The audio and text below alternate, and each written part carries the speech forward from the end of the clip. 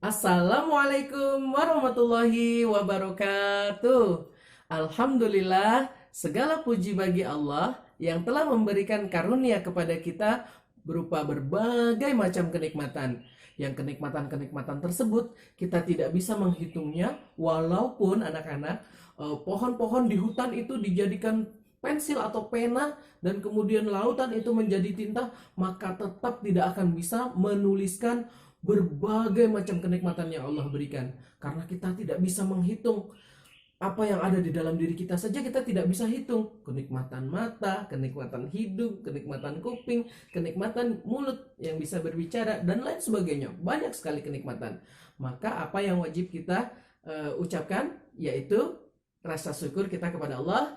Ucapkan apa? Alhamdulillah. Nah, salawat beriring salam semoga tercurah limpah kepada junjungan kita Nabi besar Muhammad Sallallahu Alaihi Wasallam.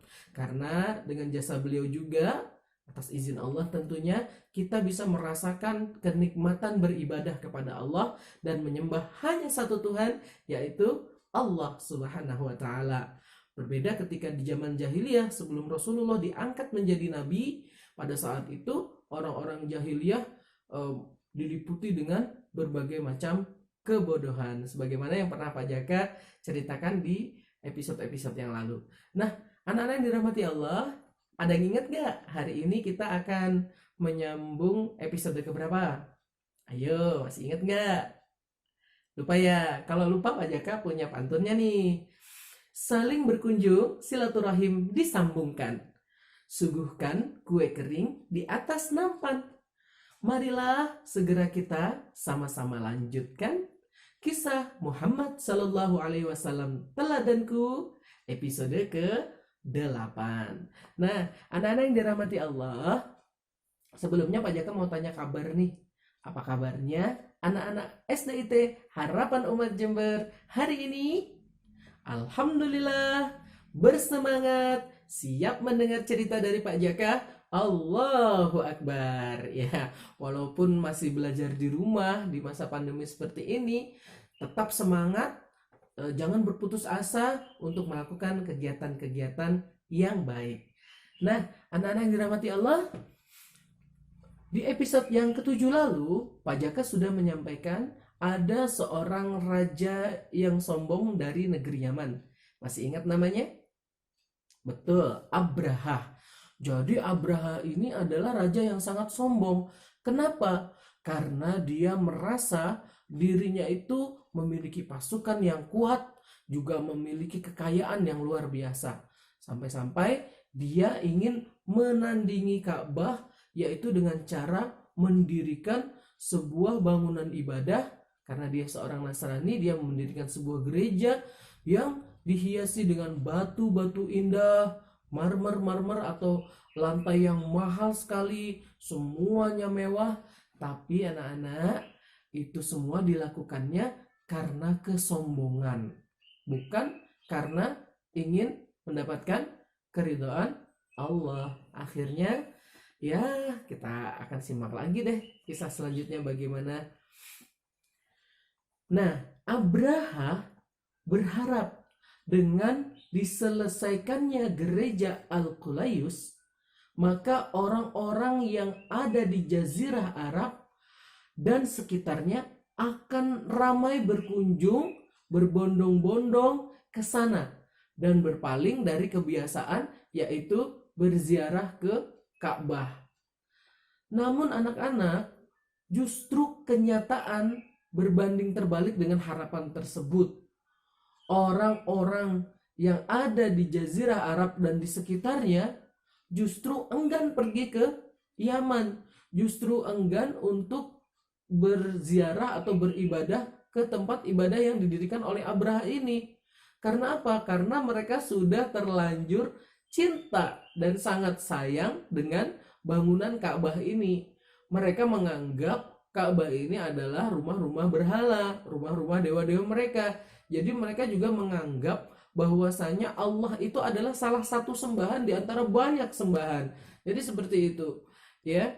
Jadi mereka tidak, pada saat itu ya, mereka tidak menganggap Ka'bah itu sebagai rumah rumah Allah yang disucikan, tetapi mereka beranggapan bahwa Ka'bah itu adalah salah satu berhala yang disembah. Nah, naudzubillah min dzalik ya. Kalau kita di zaman sekarang, di zaman setelah Rasulullah diutus ya menjadi nabi, itu sudah jelas bahwa Ka'bah itu dikembalikan fungsinya yaitu hanya sebagai arah kiblat atau arah kita beribadah. Nah, anak-anakku yang dirahmati Allah, bahkan penduduk kota Yaman sendiri ini sangat tidak peduli dengan bangunan yang didirikan oleh Abraha. Mereka justru masih senang untuk pergi ke Mekah untuk menziarahi Ka'bah. Ini kan justru membuat Abraha sangat geram. Abraha sangat marah. Abraha memanggil penasehatnya. "Wahai penasehatku, datanglah kemari." Penasehatnya datang. "Ada apa wahai baginda? Mengapa wajahmu terlihat gundah gulana?" "Aku heran dengan penduduk-pendudukku sendiri. Mereka justru tidak mau datang ke sini, ke gereja ini. Ada apa sebenarnya?" Nasihatnya berkata, mungkin karena mereka sudah sayang, mungkin mereka sudah kebiasaan pergi ke sana baginda, pergi ke Mekah untuk berziarah ke Ka'bah baginda, sehingga mereka tidak ingin berpaling dari itu. Aku kesal, aku sebel. Abraha sangat marah. Akhirnya mereka berdua ini bertukar pikiran gimana kira-kira. Nah, apa yang harus dilakukannya sehingga orang-orang seluruh jazirah Arab termasuk Yaman juga mau datang ke gereja ini atau tempat ibadah ini dan meninggalkan kebiasaan untuk pergi ke Mekah berziarah ke Ka'bah. Akhirnya tercetuslah satu ide yang mengerikan, satu ide yang besar pada saat itu ide yang sangat mengerikan ya. Kenapa Pak Jaka bilang mengerikan? Karena ada keputusan yang luar biasa disampaikan oleh Abraha, yaitu dia akan menyerang Ka'bah dan merobohkannya sampai hancur-hancurnya. Jadi Abraha ini memiliki pikiran akan datang ke Mekah, bukan menguasai Mekah sebenarnya, datang ke Mekah dan menghancurkan bangunan Ka'bah. Ngeri nggak tuh? Masya Allah. Inilah yang akan dilakukan oleh sang raja sombong ini. Nah, anak-anak dirahmati Allah, bagaimana selanjutnya? Abraha yang terkenal memiliki pasukan yang kuat, ditambah lagi dengan pasukan bergajah yang sangat terlatih. Jadi gajah-gajahnya ini selain sangat besar juga dilatih untuk berperang. Kalau di dalam peperangan tuh biasanya gajahnya itu menginjak-injak pasukan musuh, menendang pasukan musuh. Juga bukan cuma itu, bukan pasukan musuh saja yang dirusak dan dihancurkan, tetapi bangunan-bangunan milik musuh biasanya dihancurkan, dirobohkan juga.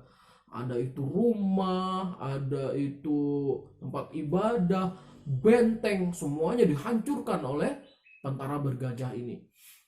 Nah, selanjutnya adalah Abraha yang merasa hebat melakukan perjalanan dari Yaman menuju ke Mekah. Namun anak-anak, di antara penduduk Jazirah Arab itu ada suku-suku kecil yang melakukan perlawanan terhadap Abraha karena juga mereka sangat sayang dengan Mekah dan Ka'bah. Akhirnya mereka melakukan perlawanan-perlawanan. Nah, perlawanan itu justru dimenangkan oleh Abraha karena kekuatannya sangat tidak seimbang antara pasukan Abraha yang besar dengan pasukan Jazirah Arab. Kaum suku-suku kecil ini sangat tidak seimbang sehingga jelas pasukan Abraha yang menang. Bahkan di antara mereka ini ada yang hartanya diambil, bahkan diri mereka diambil dijadikan budak, dan ada pula yang diambil sebagai penunjuk jalan supaya lebih cepat tiba ke Mekah atau ke Ka'bah. Nah, penduduk kota Mekah yang mendengar bahwa Abraha akan menyerang Ka'bah, ini ada yang panik, ada yang ketakutan, ada yang kebingungan, ada juga orang pemuda-pemuda berani yang ingin melakukan perlawanan juga. Nah, kita ingin tahu bagaimana sikap seorang Abdul Muthalib selaku pemimpin kota Mekah pada saat itu. Apa yang dilakukan beliau? Mau tahu? Iya, kita akan sambung di episode selanjutnya. Anak-anak yang dirahmati Allah, itu saja dari Pak Jaka kisah kita hari ini. Pak Jaka ingin menyampaikan satu hikmah. Apabila Allah Subhanahu wa taala memberikan kepada kita amanah sebagai seorang pemimpin, maka sikap yang sebaiknya kita lakukan adalah mendekati Allah, adalah menaati Allah, bukan sebaliknya kita menentang Allah. Nah, seperti yang dilakukan oleh Abraha, justru Abraha ingin menghancurkan rumah Allah, ingin menghancurkan Ka'bah. Jangan seperti itu. Jika nanti kita diamanahi menjadi seorang pemimpin, maka kita seharusnya mencari keridhaan Allah. Sekian dari Pak Jaka, mudah-mudahan bermanfaat. Wabillahi taufiq wal hidayah. Wassalamualaikum warahmatullahi wabarakatuh. Dadah semuanya.